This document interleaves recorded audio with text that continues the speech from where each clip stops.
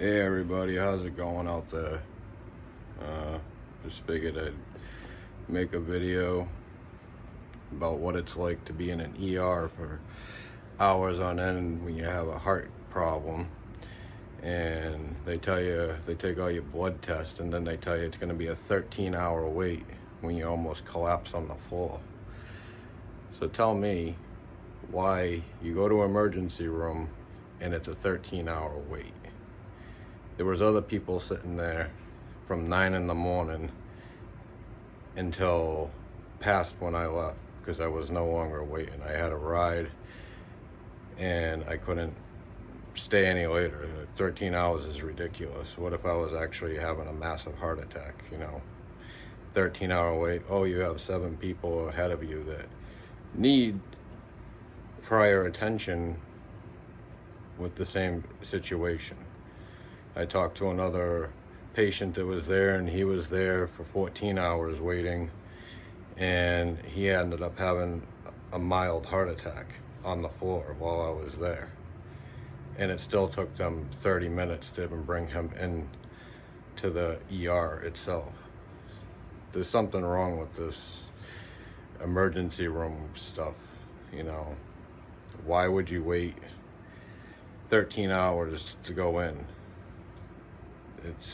They had no explanation when I would talk to them about why the wait was so long, except for, oh, we take all the ambulances first. Well, that's fine and dandy. You can take all the ambulances. But when you have an emergency room, waiting room, that has over 50 people in it that have been waiting for 13, 14 hours, 9 hours, it's a little ridiculous. But I don't know. I had my blood work done. I don't know. To me, there should be a reform into how the emergency rooms work, because there shouldn't be 13-hour waits at the emergency room. 1 to 2 hours is one thing, but 13, 14 hours, that's not acceptable for an emergency room. And it's not it's like that everywhere. Just like going to your primary care doctor's office. To get an appointment with your primary care physician, they keep telling you, oh, it's 6 months to a year to actually see your own doctor ever since the pandemic.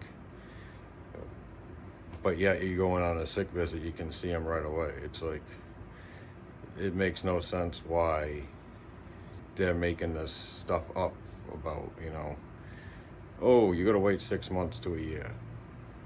Hey, whatever, you know what I mean? But what about all these people that go in there, they just want their prescriptions filled, pop, pop, pop, pop, there you go. But the people that have real health issues, like myself, they make you wait and wait and wait and wait. It's beyond me. And then when they look at your blood tests, oh, your platelets are quite high. Okay, what do I do to fix that? Oh, just let whatever it is work its way out of you. Okay, but what is the actual issue that's wrong with me? Can you explain it to me? Oh no, when you come in, when you're able to see a doctor, then we'll go over it with you. Okay, that's fine if it was a close appointment, but my appointment's not until October of next 2024 with my primary care, because that's the only time I could actually get into him.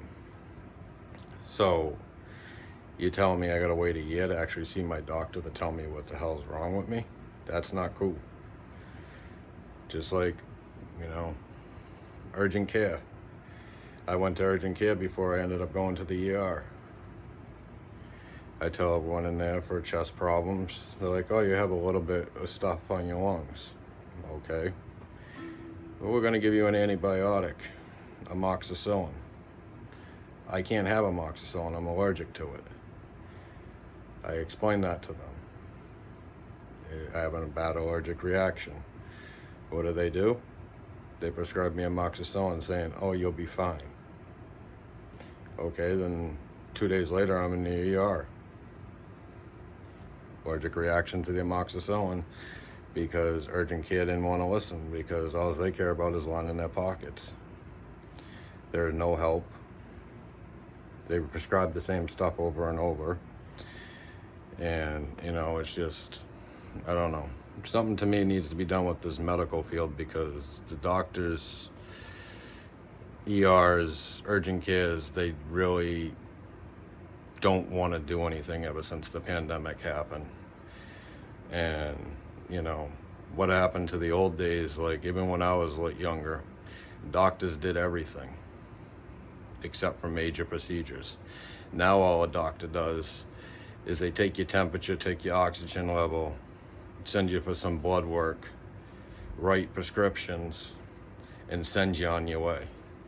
Oh, we'll have to get you to a specialist. Okay, that's fine. You send me to a specialist for something important. But what is it that you can't do that he could do? You know, a doctor should be able to do everything they used to be able to do. Oh, you need a stitch. Oh, we got to send you to a totally different department because we don't do that no more. But if you need a pain med, oh, I'll write that for you right away. And they wonder why the opiate addiction is so bad. I have back problems. I'm on a pain med for my back, not a strong one. Do I want to be on it? No. But when they tell you that you need surgery, that the surgery you need could possibly paralyze you, I take the pain med because I cannot be paralyzed. You know, I mean, it's probably a crock of crap what they're saying, but do I want to take the chance of being paralyzed? Do I want to be on pain meds? Not really. I've been on this stuff for 20 something years, and I was a recovering drug addict for years. You know, and then they put me on pain meds.